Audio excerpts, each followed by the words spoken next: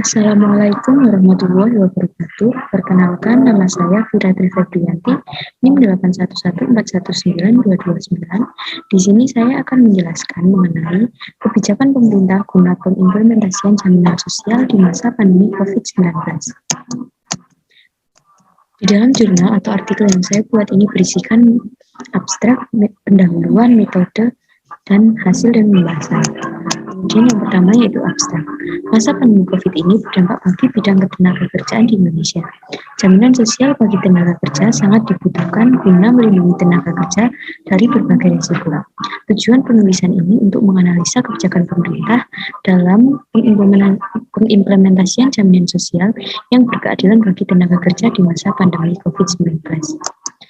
Kemudian di dalam pendahuluan, di sini saya menjelaskan mengenai pengertian virus COVID, yaitu virus yang disebabkan oleh virus SARS-CoV-2 dan termasuk dalam penyakit menular. Kemudian, kebijakan yang dilakukan pemerintah merupakan upaya untuk meningkatkan kualitas hidup manusia melalui pemberian beragam tunjangan pendapatan, pelayanan kemasyarakatan, dan program-program tunjangan sosial lainnya. Kebijakan pemerintah tersebut berguna untuk pengaturan demi terpenuhinya hak para tenaga kerja agar tidak terjadi eksploitasi dan pelanggaran terhadap hak asasi tenaga kerja. Kemudian metode yang saya gunakan yaitu metode studi kepustakaan dan dokumentasi yang dilakukan dengan mengumpulkan data-data kemudian menganalisa berbagai dokumen terkait kebijakan pemerintah tersebut terhadap jaminan sosial ketenagakerjaan di masa pandemi COVID-19. Lalu di dalam hasil dan pembahasan saya membahas mengenai 3 hal. Yang pertama yaitu jaminan sosial bagi tenaga kerja di Indonesia, yang kedua yaitu perlindungan hukum bagi tenaga kerja, dan yang ketiga yaitu kebijakan pemerintah terkait jaminan sosial bagi tenaga kerja yang berkeadilan di masa pandemi. Yang pertama itu jaminan sosial bagi tenaga kerja di Indonesia yang diatur dalam Undang-Undang Nomor 24 Tahun 2011 tentang BPJS. Yang pertama, di dalamnya mengatur mengenai jaminan kecelakaan kerja. Lalu yang kedua mengatur mengenai jaminan hari tua.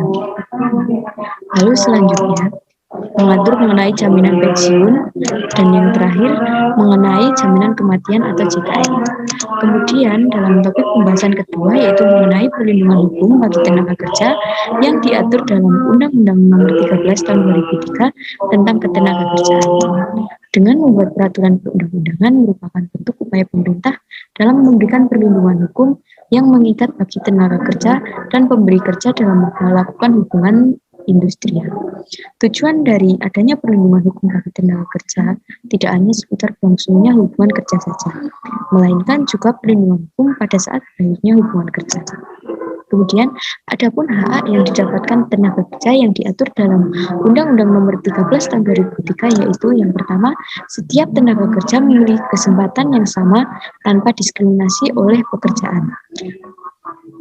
Terdapat dalam pasal 5. Kemudian yang kedua yaitu setiap pekerja atau buruh berhak memperoleh perlakuan yang sama tanpa diskriminasi untuk memperoleh pekerjaan yang diatur dalam pasal 6. Kemudian setiap pekerja atau buruh berhak untuk memperoleh atau meningkatkan mengembangkan kompetensi kerja sesuai dengan bakat, minat, dan kemampuannya melalui pelatihan kerja yang diatur dalam pasal 11.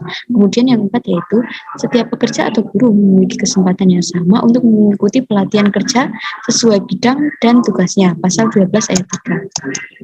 Kemudian yang kelima, setiap tenaga kerja mempunyai hak dan kesempatan yang sama untuk memilih, mendapatkan atau pindah ke pekerjaan dan memperoleh penghasilan yang layak di dalam atau di luar negeri yang terdapat dalam pasal 31.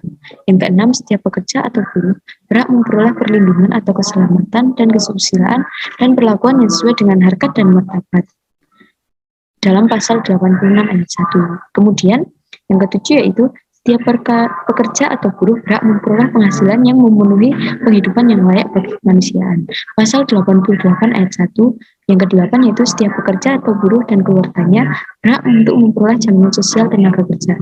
Pasal 99 ayat 1. Lalu yang terakhir atau yang ke-9 yaitu setiap pekerja atau buruh berhak membentuk dan menjadi anggota serikat pekerja atau serikat. Lalu kebijakan pemerintah terkait jaminan sosial bagi tenaga kerja yang berkeadilan di masa pandemi COVID. Kebijakan pemerintah terhadap tenaga kerja sektor formal yaitu menerapkan kebijakan terkait ketenagakerjaan dengan memberikan bantuan subsidi upah bagi tenaga kerja yang terdaftar dalam BPJS Ketenagakerjaan. Pemerintah juga menerapkan kebijakan bagi pengusaha dan peserta BPJS Ketenagakerjaan yang bukan merupakan penerima upah di masa pandemi COVID-19. Kebijakan tersebut berupa pengurangan iuran jaminan kecelakaan kerja.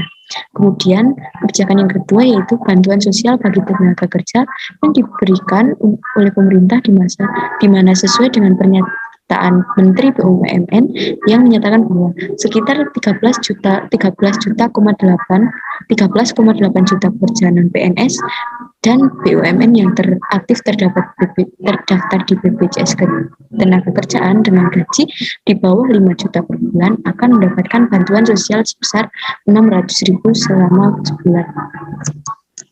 Kemudian ada pun syarat yang harus dipenuhi guna mendapatkan bantuan tersebut yaitu warga negara Indonesia yang memiliki NIK terdaftar sebagai peserta aktif program jaminan sosial ketenagakerjaan, yang ketiga pekerja atau buruh penerima gaji atau upah, yang keempat kepesertaan sampai bulan Juni 2020, kelima peserta aktif program jaminan sosial ketenagakerjaan membayar iuran dengan besaran iuran yang dihitung berdasarkan gaji atau upah di bawah 5 juta. Lalu yang terakhir yaitu memiliki rekening bank yang aktif.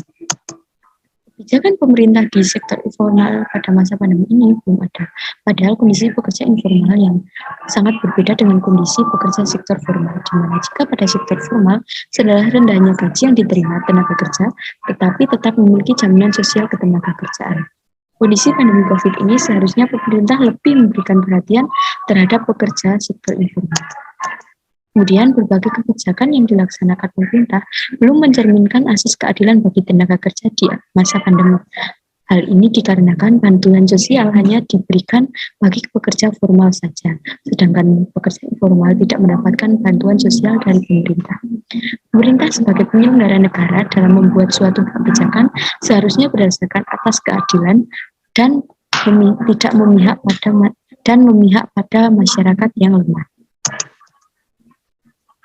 Sekian penjelasan mengenai materi yang saya paparkan dalam jurnal atau artikel yang saya buat. Terima kasih. Wassalamualaikum warahmatullahi wabarakatuh.